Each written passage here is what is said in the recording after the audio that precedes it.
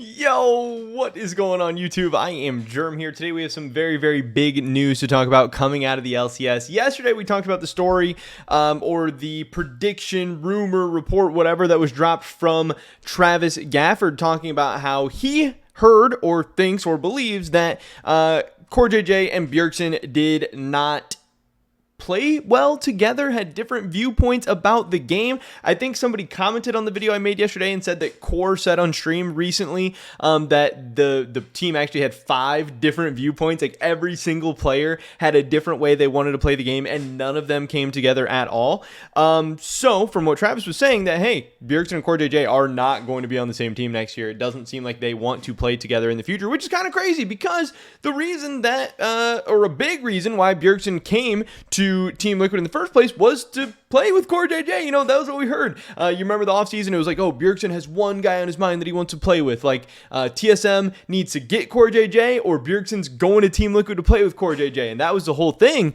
And then after just 1 year, they couldn't figure things out. You know, things seemed like they would be good on paper or in theory or whatever, but they just weren't. And it seems like people are going to be moving on. And then the conversation became on my video, Twitter, Reddit, everywhere, like, what's TL going to do? Like, if they have to decide between two, are they keeping Bjergsen or are they keeping CoreJJ? But an interesting wrinkle out of that whole thing is the fact that CoreJJ is a free agent. Team Liquid might not even be able to keep CoreJJ. Even if they want to, he might just leave. But also, the mid lane talent pool, especially if you're looking at resident players, is way weaker than the support talent pool, especially if you're looking at just resident players. And we had this story coming out from LCS Eevee, who says sources, Team Liquid is strongly considering, doesn't say it's official yet, doesn't say it's a done deal, but says they are strongly considering promoting their academy bot lane, Yan and Ayla, to the LCS in 2023. Now, again, we heard from Wooloo already that Hans Sama, his contract is going to be terminated with Team Liquid. We've heard he wants to go back to Europe. We've heard that he wants to go to K-Corp.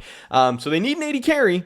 And if you're going to go try to find an AD carry, yeah, they could import somebody. Yeah, they could try to get somebody from NA. But you could also just bring up your academy bot lane together, especially if you're getting rid of your AD carry and your support's a free agent and might not even be returning and might be making you decide between him and your mid laner. So this is very, very spicy. But this does get us closer and closer to Team Liquid and CoreJJ splitting up, which really didn't ever seem like it would happen. CoreJJ and Team Liquid have kind of been synonymous with each other ever since CoreJJ has come over to the LCS, and especially recently where, Team Liquid did everything they could to get CoreJJ's green card and get all this stuff done.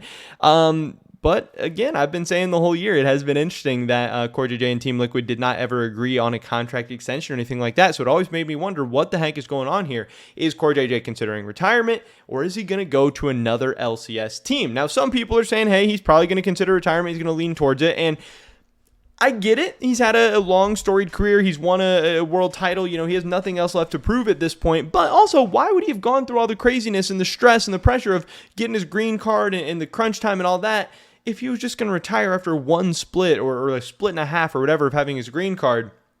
That doesn't really make a whole lot of sense to me. But hey, if he's going to go somewhere in the LCS, you have to start talking about his options. And again, the two teams that are sticking out to me and sticking out to a lot of other people at this point are 100 Thieves and Cloud9. I still think CoreJJ Berserker bot lane would make a ton of sense. We also have Sven, who said after the LCS finals, Le Tigers asked him like, hey, Sven, are you a support now? And he wasn't ready to say yes. It sounds like Sven might try and play AD carry again next year. C9 could be looking for a support. And who's it going to be? Yeah, maybe Ayla, maybe Boostio, maybe one of these guys, or maybe it's going to be CoreJJ. And then also 100 Thieves, if they don't do so great at Worlds and they end up looking to make some changes. Obviously, I don't think it's going to be EG because Vulcan might just be better than CoreJJ right now. I think TSM maybe could be like an outside dark horse candidate, but CoreJJ retiring probably has to be an option that's going to be considered as well. But here's that article from the Game House and from LCS Eevee. Sander Hove or Sander Hove, or I don't know how the heck you say it. He's like European, one of those countries. I'm sure I'm not saying it right, but I apologize to him. According to sources, Team Liquid Honda will likely promote their academy bot lane of Yan and Ayla at support to the LCS for 2023. And I know I've had a lot of people asking me like, hey, is Yan a resident? Is Ayla a resident? Are these guys imports? What's going on? So Yan is American. I believe he was born in the United States. He is an NA player from, I do believe, the United States. I know some of these guys are Canadian, some of these guys are American, whatever. He is USA, I believe. And Ayla, I believe, is Australian. He's Osh for sure. I don't know if it's New Zealand, Australia, whatever. I think it's Australian. But Osh players are residents in the LCS. So Jan and Ayla together as a bot lane are residents. If they do decide to keep Bjergsen, he will be a resident as well. That does give them the options to then import top and jungle if they do decide to do that. Maybe they look at Spica. Maybe they look at import top and jungles. Maybe they hang on to Bwipo and try and import a jungler. Or maybe they go Bwipo, Spica, Bjergsen, Jan, and Ayla. That is very, very possible. I'm not quite sure. But if you don't know about this bot lane, they've played a couple games in the LCS. Obviously, when CoreJJ was dealing with his green card issues, Jan played a couple games. Ayla played a couple games. In the LCS, it seemed like Ayla was the stronger of the two members. TL looked better with Hans Sama and Ayla than they did with Jan and CoreJJ. But then it also seems like during this Academy season that Jan was very, very good and maybe even better than Ayla in the Academy season. So I don't know, but they are a very, very strong pair together. Team Liquid Academy was very, very strong this year. And keeping this bot lane together does coincide with what Steve was talking about recently of wanting to build up players in that Team Liquid infrastructure. But one kind of wrinkle and curveball of this whole thing is I believe Sanders says somewhere in here that TSM has also shown interest in some of the TL Academy players. I don't know if that's in Jan and Ayla. I don't know if that's in Armeo, their jungler, who is used to be Grig. I think Harry, something like that, is their mid laner, and they have Bradley in the top lane. I don't really think any of those players TSM would be all that interested in. Maybe the mid laner.